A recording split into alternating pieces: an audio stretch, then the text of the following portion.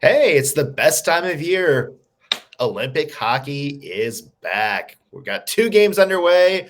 A bit of bad news for USA to start, but at least they got the win. We'll talk about everything Olympics, a look ahead to the men's game, and whew, more chaos in the Windy City for the Chicago Blackhawks and their fan base. Yeah, we got to talk about that. That's all coming up today on Locked On Predators.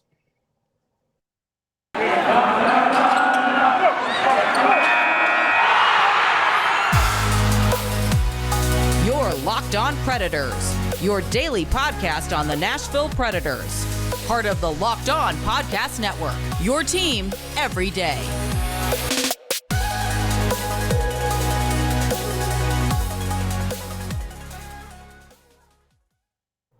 Well, thanks everybody for making Locked On Predators your first listen of the day. I'm Nick Morgan. I'm a writer and editor at ontheforecheck.com, and I have a partner in crime hoping USA gets another gold by the time the Olympics are over. I am fully invested already. I'm Ann Kimmel. I'm a writer at ontheforecheck.com. Yeah, good start. Yes. We like to preach empathy here at the Locked On Predators podcast, whatever. I'm in weather mode. It's sleeting in Cincinnati. We like to preach empathy. And that is why we would like to send our best wishes to whoever the PR manager is for the Chicago Blackhawks organization, because, oh, dear God. You need a raise. That person needs a raise and a couple of glasses of wine, maybe a nice massage and a facial, wherever you are, because it's just mess after mess with the Chicago Blackhawks.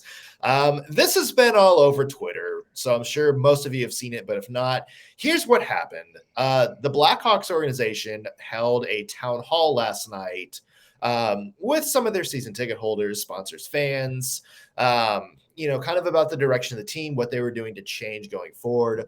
Mark Lazarus, who is one of the best Blackhawks beat writers out there, maybe one of the best beat writers of any team covering the NHL, well respected around the league, asked a question that was truthfully kind of a softball. Basically, to summarize, he basically kind of wanted to ask, hey, we know the Kyle Beach situation. He asked, what are the Blackhawks doing? What have the Blackhawks done? And what will the Blackhawks do to empower a player in a similar situation to make sure that doesn't happen again? And I think we can agree, softball question.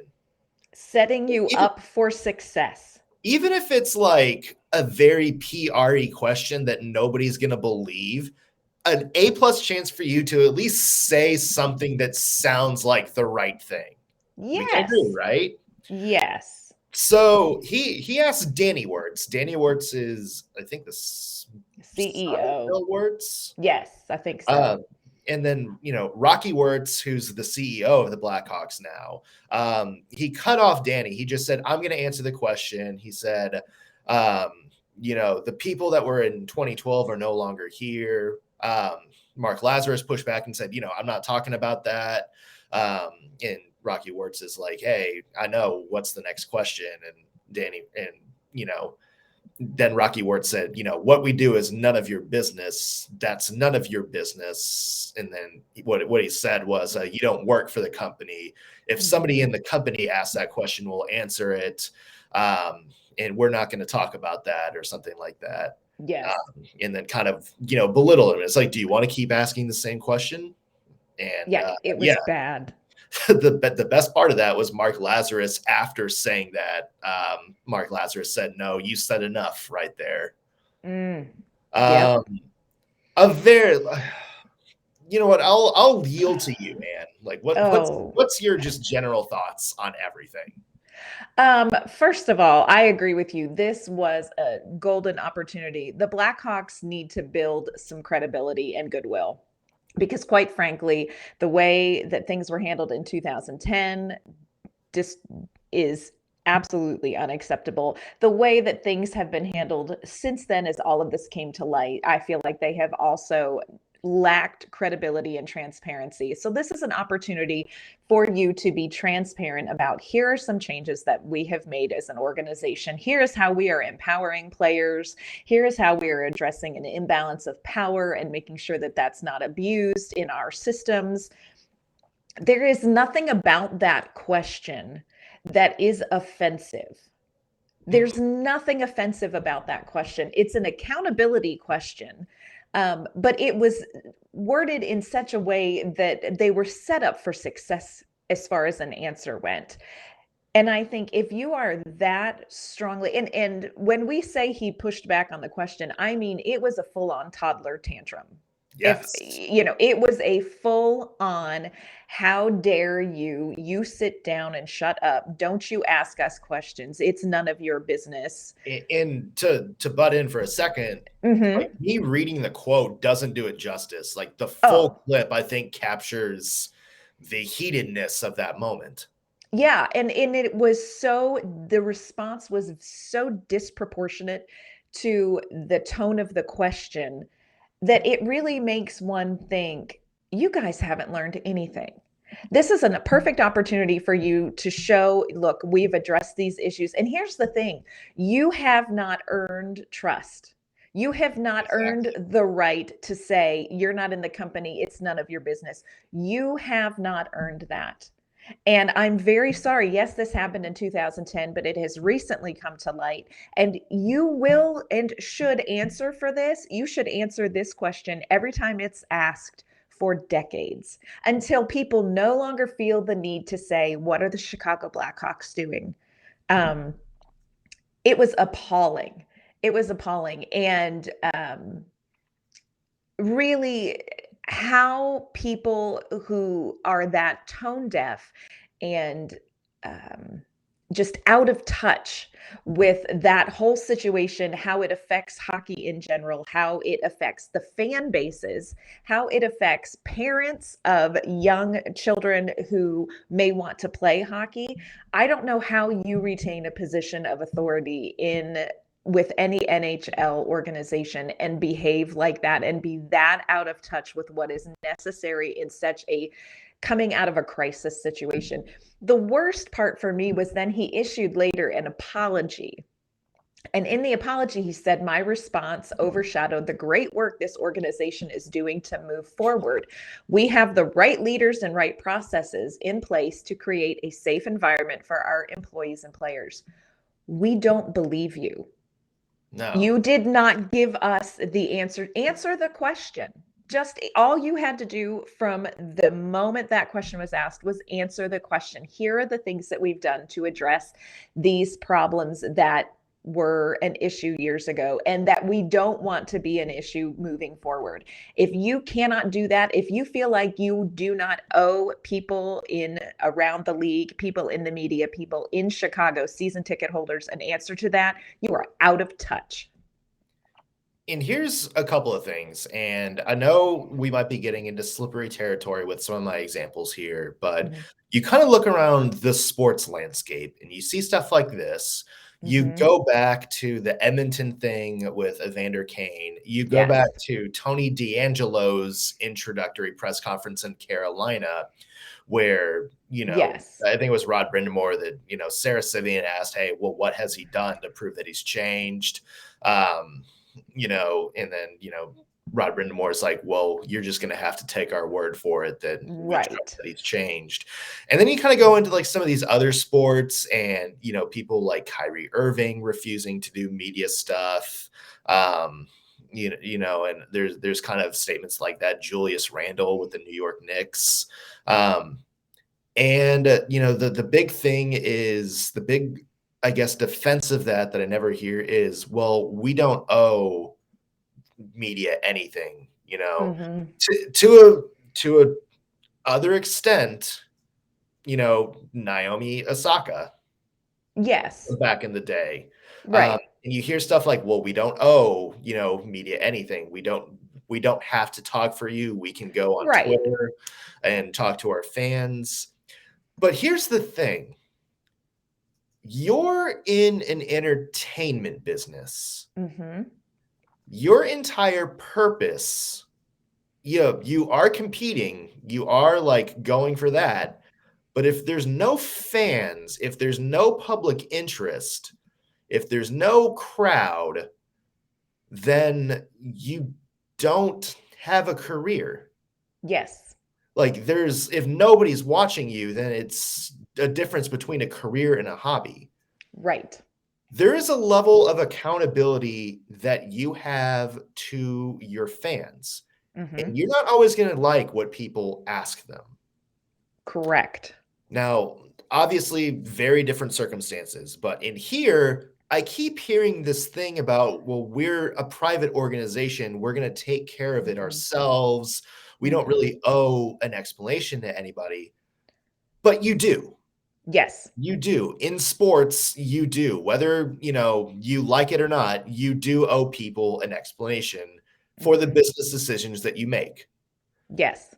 And I don't think people realize that, because fans of the Chicago Blackhawks, you got to think, Ann, how many Chicago Blackhawks fans have had trauma like what Kyle Beach has had? Yes. How many,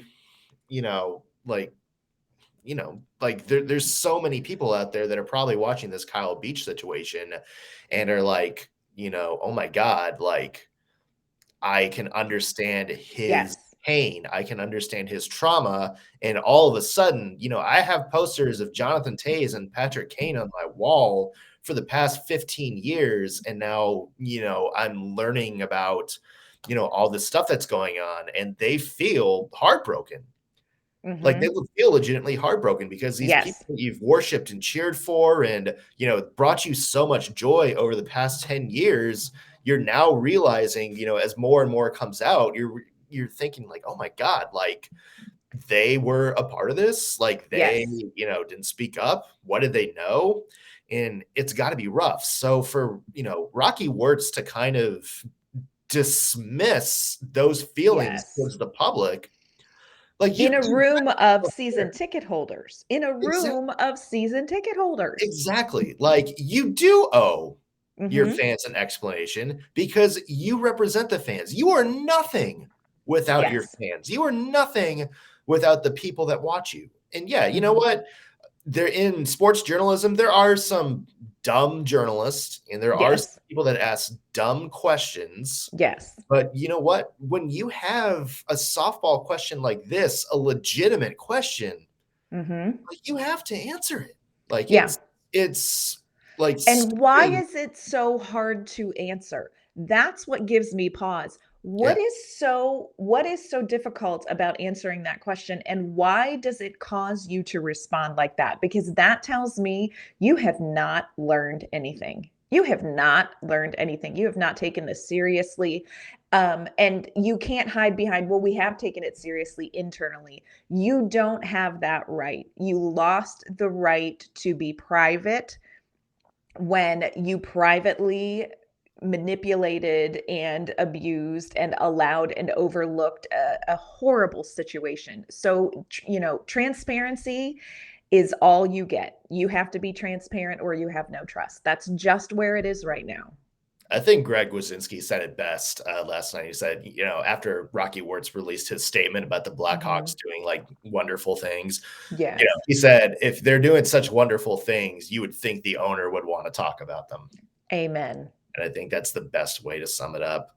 No easy transition, but we got Olympic hockey talk coming up after this. First, though, want to mention today's sponsor, Bet Online. Bet Online has you covered this season with more props, odds, and lines than ever before as we continue football's march to the playoffs, right to the big game in a couple of weeks. Bet Online remains the best spot for all of your sports scores, podcasts, and news this season. It's not just football either. Bet Online has up-to-the-minute pro and college hoops, NHL, boxing, UFC, up to live updates of all your current games, plus all of your favorite Vegas casino games as well. Don't wait to take advantage of the new amazing offers available for the 2022 season. Bet Online, where the game starts. Yeah, and better hockey news to talk about. Better hockey news, yes. Olympic hockey is back. Women's action kicked off, I guess technically last night. Yes. The big guns right away. Canada with a 12-1 win. Oh, my goodness. Just a couple of minutes ago, USA wrapping up a 5-2 win over Finland. Yeah, so women's hockey kicks off a little bit sooner than the men's hockey tournament does. And for anybody who is just getting some basic information about the women's hockey in the Olympic tournament, we did an episode with our good dear friend Erica Ayala from Locked On Kraken about the women's hockey preview. So you can check back through the archives, and I would encourage you to listen to that. Erica is actually over in Beijing, right there at the rinks covering the games. So she's a great resource. Oh my gosh. You're living vicariously through her right now. We are 100% living through her. It's been great to catch up with her. But so just for basic background, there are 10 teams in the women's tournament, which this is actually the first time the women's tournament has expanded to 10 teams. It's usually been 6, and then they expanded to 8, and now we're at 10 teams. So 2 groups. Group A has USA, Canada, the Russia Olympic Committee team, Switzerland, and Finland. And then Group B has host nation China, which the host nation always gets a bid, Japan, Sweden, Denmark, and the Czech Republic. So they're going to do preliminary play. That's what started last night. They're going to do group play. Everybody from Group A is going to automatically make it into the quarterfinals because that's how they're ranked in international competition. In Group B, the top 3 teams will move on to the quarterfinals, and then they'll reseed and start the whole thing all over again. So yeah, strong performance out of the gate by Team Canada. Team Canada and Team USA, those are pretty much, when you're looking at this, these are your people. It's going to be, It's like in men's tennis for so many years, it was either like Nadal or Federer or Djokovic. Right. It's like it's going to be one of those 3. Right. Let's talk about that USA women's game. Yes. Because kind of a mixed bag. Like, am I thinking this wrong, that it was just kind of not the blowout USA performance we're used to kind of seeing from them?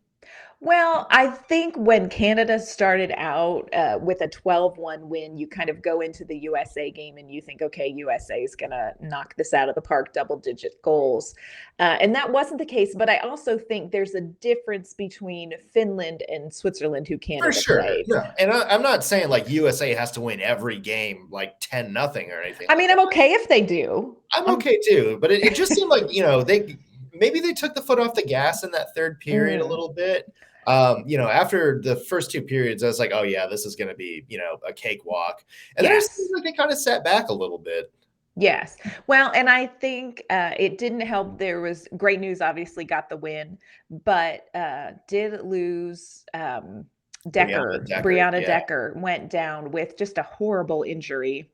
And Erica Ayala, who's over there, has reported that she is out for the rest of the competition, a lower body injury, and a significant one from the looks of it. So that was a bit of a damper on it. But I would agree with you. I would say that probably there was, I feel like the United States dominated play in the first and second periods for sure.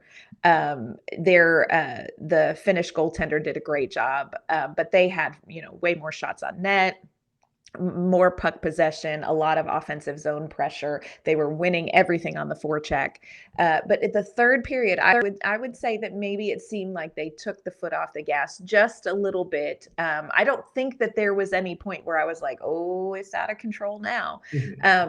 But yeah, it wasn't as dominant a performance when you look, especially when you compare it. I'm telling you, that Canadian team. Oh yeah, that's a team that's firing on all cylinders right now. Yes. 8 Canadians scored last night, which is not a sentence you'll ever hear in the NHL. Yeah, I mean, the fun thing about Canada is, that they, of course, had that heartbreaking loss to USA in the gold medals 4 years ago. They had 5 straight in the World Championships until this past year. Yes. And they kind of seem to have rebuilt themselves a little bit. Some of the old guard, like Lamoureux and, and Shannon Sabatos are all gone. Mhm. But, Mhm. yeah, Yeah. they're rebuilding. Sarah Fillier looks like a Oh, legitimate star. yeah, she came out. This is her first Olympics games. And you think there has to be a little bit of those I'm stepping on Olympic ice jitters, but Sarah Fillier not remotely affected within the first less than 2 minutes into the game. She scored her first Olympic goal, the first goal of the game, the first of a dozen goals. Now, it was a little bit of a strange start to that game because she scored a goal kind of with a high stick tap in, and it was about a 10-minute review to Yeah, make which sure it is was a good goal. So it's like you're like, okay, we're playing in the Olympics. The game has started. This is it. We've worked 4 years for this. And less than 2 minutes in, we got to go wait and kind of put the brakes on. And it was a long review process, which hopefully that's not going to be something characteristic of these games because I was a mess for those 10 minutes and not even playing. well, But she had a strong game. you also had the weird thing at the end of the USA game where they had like the game ended, NBC like Yes. cut to like their post game coverage, and then all of a sudden they cut back and there's 2 minutes on the Yeah. clock, and it's like, oh, by the way, Finland scored. So we're redoing the last 2 minutes of the game. Yeah. Yeah. That was a little bit that was a little bit of a hiccup there too, but it was a great game by Team USA. Maddie Rooney was in net. She had a very strong game. Mhm. Canada lost one of their players with an upper body injury, Melody Doust. So we'll have to see whether she's going to be able to come back in the tournament or not. So, great starts for USA Canada. A little bit of disappointment as far as losing a couple of key players for both teams. So, hopefully we're going to get some good news for Team Canada, not so great news for Team USA. Yeah, well, we want to talk about men's hockey in a little bit because we have some interesting stuff going on there. Still a couple of games left, or a couple of days left before they start, but Yes. certainly no shortage of headlines in the men's game, man.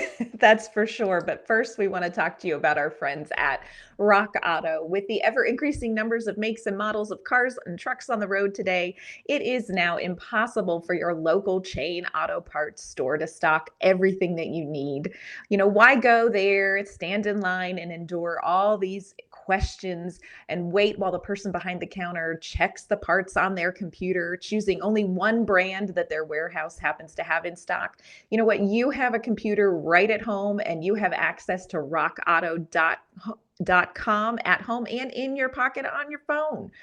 You can save time and money when you use Rock Auto. It's a family-owned business. They have been serving do-it-yourselfers for over 20 years. Their prices are reliably low for every customer, and they have everything that you could possibly need. They have brake parts, tail lamps, motor oil. They have anything you could need for your car's interior.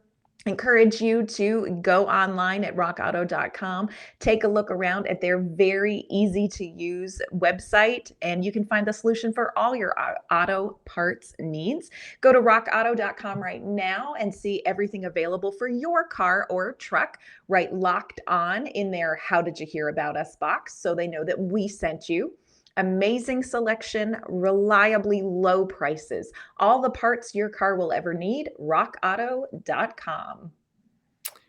Yeah, let's talk men's hockey for a little bit. We're still doing Yeah. that. Yeah, the big headline, of course, is no NHL No players, NHLers. which sucks because I think a lot of people were kind of looking forward to it. Yeah, we've never seen Austin Matthews suit up for Team USA. So I think there's a lot of people genuinely disappointed because a lot of people thought this is arguably one of the best collection of American talent we've had in Yes. quite some time. But the 2026 games are in Italy, and hopefully, we'll still have a lot of Maybe. our players in their prime. I mean, Yeah. yeah. Maybe the NHL will be excited to see that happen then. Well, I feel like if they don't, like, you're gonna It's have going to a be a bunch of ruckus. angry players. Yes. So yeah, instead, the last time this happened, which was 2018, USA kind of went with, some old NHLers who were like playing in Europe, like one or two college players. They kind of go in a different direction this year. The They did. youngest Olympic team in 28 years. 15 players from the NCAA for Team USA. That includes Matty Beniers, who's the number 2 draft pick, Jake Sanderson, Drew Hellison, some top prospects in there as well.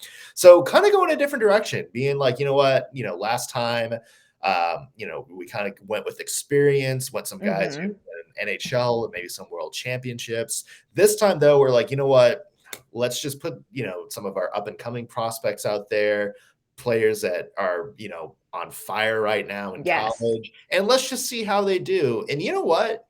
That to me makes the men's USA hockey team very entertaining and very intriguing to watch. A lot more so than, former NHLers. NHLers who are playing in Switzerland, guys that you recognize from GM mode in NHL 18. Yeah. Ouch. But yeah, I think there's more intrigue this year, and I think there's more, I guess, a bigger reason to cheer.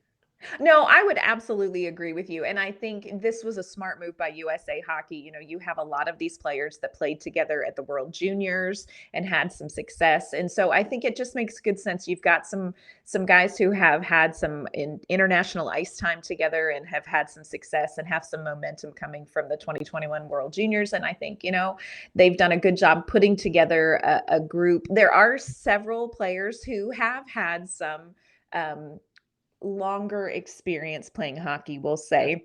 Only one former Olympian, only one player on the team has had any Olympic experience. That's Brian O'Neill.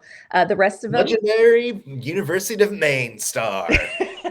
Everybody talks about him. Yeah.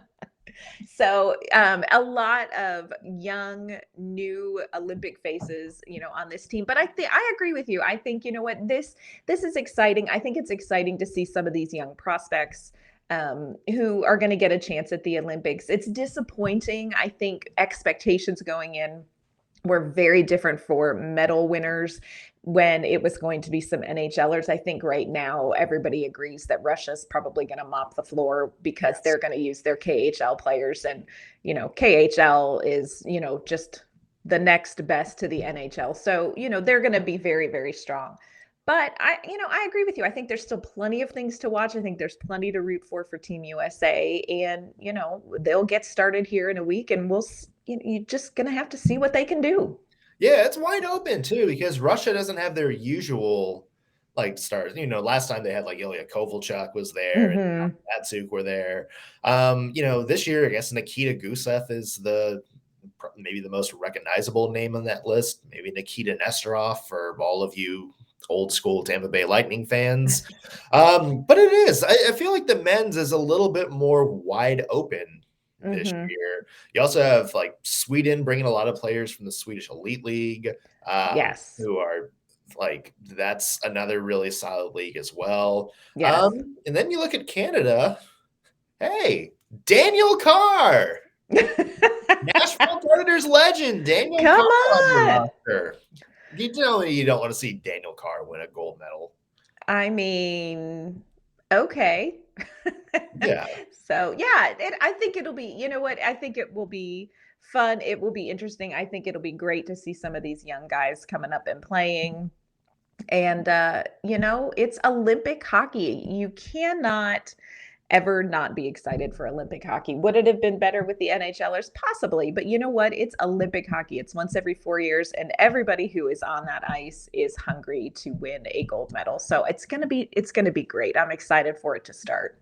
Yeah. Prediction. Do you think the NHL is going to be back in 2026? Yes. Okay. Surely by then. They have to, right? Surely. After this year. Yes. It's gotta be. You're gonna have a lot of angry players. Yes, you have 4 years to figure this out in a way that makes sense and that can include NHLers. So surely in 2026 they'll be back. You would have gone 12 years Mhm. between having NHL players, and that's like entire primes of career for a lot of people. Yes. So hopefully we'll see the NHL get back there. I think they will too. So Yeah. something to look forward to in 4 years, I guess. Yep. Plenty to Well, look forward to now, but 4 years from yes. now, NHLers. Nashville Predators. Hey, the Olympic break is this weekend. Mhm. 2 Preds in the All-Star game, UC Saros and Roman Yossi. We will judge their performance tomorrow. Skills competitions tomorrow night. We'll have a look at maybe some past Predators in the All-Star break. Also, we will take a look at the Predators at the halfway point. Some of the biggest storylines, some of our predictions for coming up, and a debate over who's been the Preds MVP so far.